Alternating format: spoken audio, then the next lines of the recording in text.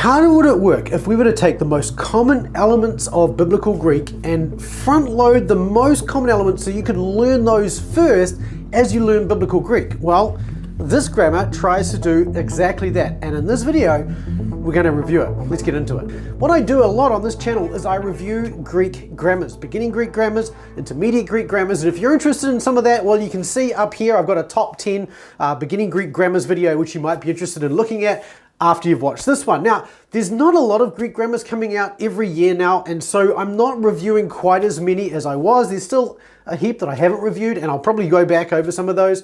But nonetheless, I've done the major ones, I think, that are out there, with the exception of Jeremy Duff's The Elements of New Testament Greek. This is actually an update of Gordon Wenham's Elements of New Testament Greek, which is itself an update of Nunn's 1914 Elements of New Testament Greek, which also Schwandt's grammar, this one, is also based on. So this is not the first revision of a revision of Nunn. It's not the first revision of Nunn by any stretch of the imagination either, but this is probably, I would say, the most popular revision of Nunn's work that's on the market today. And this is particularly popular in the UK. And so today I'm reviewing the third edition of this, which was published in about 2015, I think. There was an electronic edition that was published in 2012, and they've kept the same name throughout these. So this is the same name as Wenham's edition, which was the same name as Nunn's edition.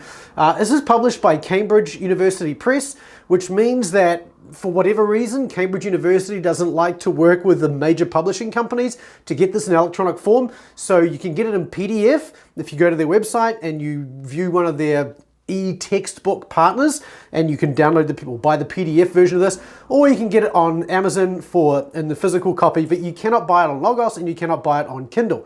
So a bit of a major constraint there. This should be available on Logos, and there are forums, on the Logos forums, there are people saying, when is this going to be available on Logos? But it's a Cambridge University thing, so they don't really, Oxford Press, Cambridge Press, they don't really work with the major publishers in that same way to get their works out in electronic form, and they tend to be more expensive as well. This is not the world's cheapest grammar. Hi, I'm Daryl Burling from Biblical Mastery Academy, and I'm here to help you learn the original language of the New Testament and the Old Testament so that you can go deeper in the text for yourself. You can have a richer understanding of the Word of God and the heritage that is ours in Christ, and so that you can have greater joy in Christ. That's what it's really all about. We don't learn the Bible or Greek just to entertain ourselves. Well, we do a little because we want to experience joy in Christ. In terms of just an overview of this is really focused on helping you really get reading in the Greek of the New Testament. So from that point of view, this really accords well with my own desire, with what I want to see you do, and that is to read the New Testament in the original language. That's what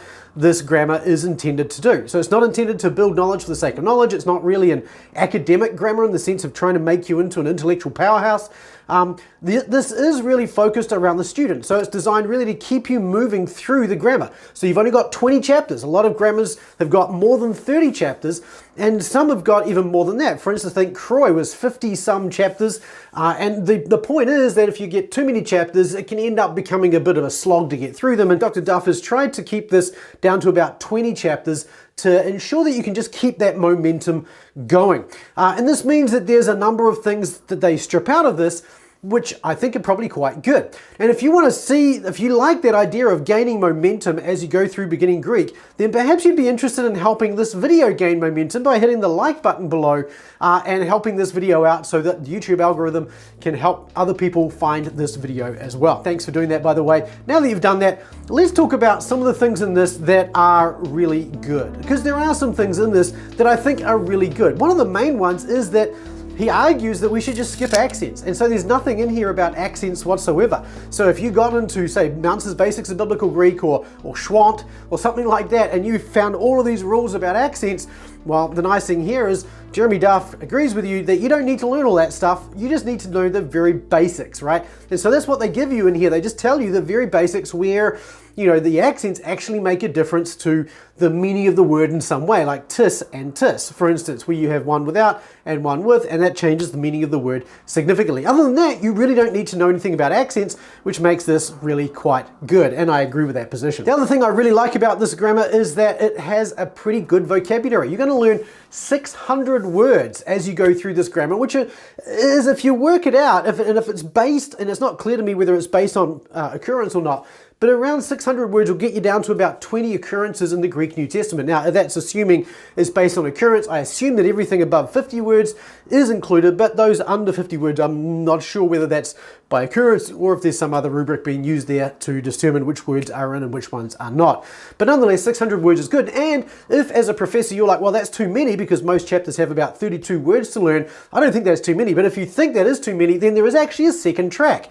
And that second track gives you fewer words per chapter, but that means then that not all of the exercises, and this does include exercises, are actually going to be available to you because you're not going to know all the vocabulary for it. And so they actually cater for that. So you end up with 2 tracks. You end up with one track with all the vocabulary and all of the exercises, and you have another track with a smaller set of vocabulary and stars next to the exercises to know which ones you ought to do. So that's kind of convenient, and it does lend itself in that sense to self-study in quite a good way. You can sort of take a two-pronged approach to this. Go through this the first time, learn the vocabulary, and then go back a second time maybe and learn the extra vocabulary.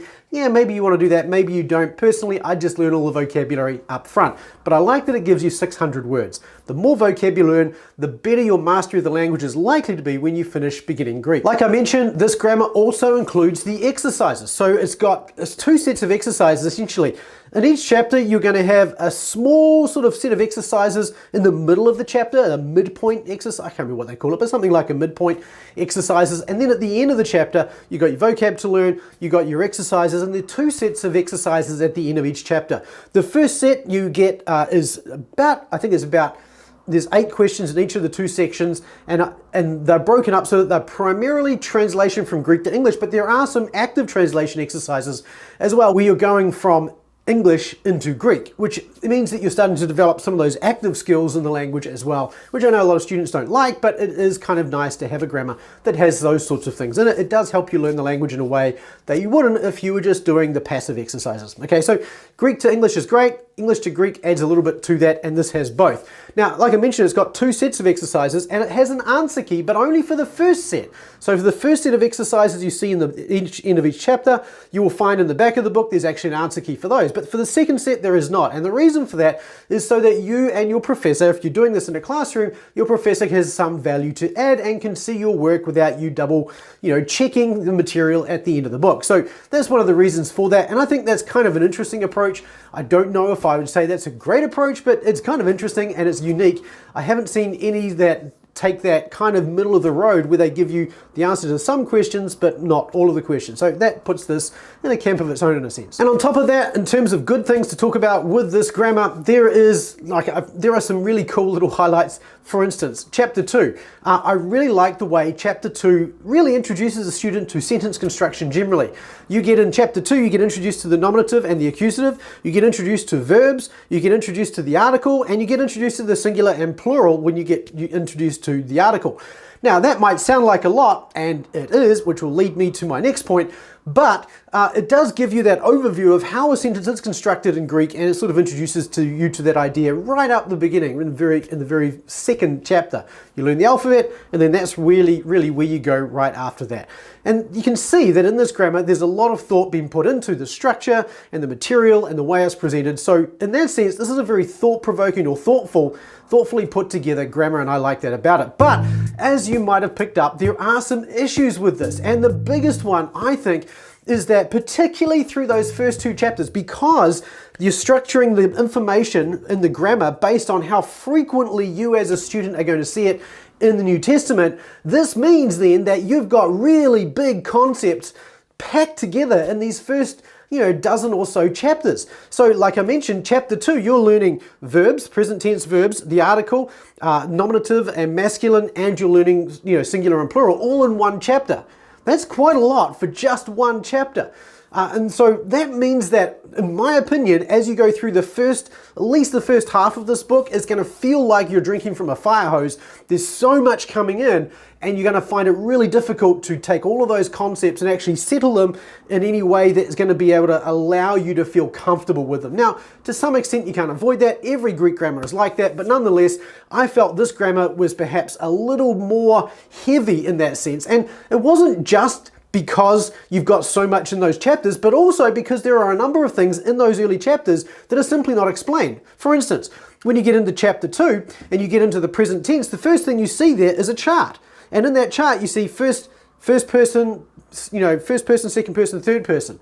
And you don't know anything about person at this stage, so you have to think, well, what do you mean person? There's these assumptions that are built in here around what you as a student should know. Now, I'm a little unfair here because right underneath that you'll see a little question mark, and that question mark is pointing you off to an appendix in the book which then tells you what person is. But the thing is that you can miss all of that if you're a student for the first time, because you're expecting as a student to see an explanation for what you know. Now, the reason they've done it this way is because they're arguing, Jeremy Duff is arguing that he's teaching you Greek grammar, not English grammar. But in my experience, learning is done on a comparative basis. And if you don't know English grammar and you don't know grammar generally, then when you look at something, you're not going to have anything to compare it to, which means you're often going to be lost and adrift. And so for this reason, I think that having a little bit of English at the beginning of each of these concepts to explain to you how this works in the language you do know would actually elucidate and help you to understand what follows it. And so by putting that later in the book and just giving you a page link off to it, I think it leaves the student with a lot more work to do without realizing necessarily that you actually have to do all of that extra work yourself. So this, I think, actually lets the grammar down overall. And it's not just things like present tense, and not talking about person and number when we introduce the present tense. There's lots of other things as well that come into this down the track. And I think the comparison, having an English in there is going to help a lot. And this is one of the things I have actually critiqued a number of grammars for, because I think this is where things like Mounce and even beginning with New Testament Greek get it right, because Mounce does a great job of explaining what you do know in English, even if you don't know all the terminology, and then explaining the same kind of thing in Greek. And because you don't get that here, I think that's going to make it much harder for a student to pick up. Another thing that I think is kind of a problem with this grammar is that there are a number of places where the terminology you find in pretty much every other Greek grammar is not the terminology you find in here, which means that you're likely to run into confusion, particularly as you're going from beginning Greek into other Greek, or introducing yourself to other Greek students, or going from beginning to intermediate Greek. You've got to relearn a whole bunch of terms. For instance, he talks about prefixes rather than augments. Okay, may not be such a big deal, but then he talks about suffixes. And he's not talking about verb endings when he's talking about suffixes, he's talking about tense formatives. In other words, these are suffixes on the stem of the verb, not suffixes on the word. And so things like that, again, a suffix really, I think, relates more to the verb ending, the first, second, third person, singular, plural, that kind of thing, than it does to the tense formative. So calling these tense formatives, I think, would just make that more consistent. The other thing is it breaks out the order of nouns. So normally in most grammars, you're going to have nominative, genitive, dative, and accusative. In this grammar, you get nominative, accusative, genitive, dative, which isn't a big deal. I don't think this is as big a deal as, say, suffixes. I think that's much more confusing.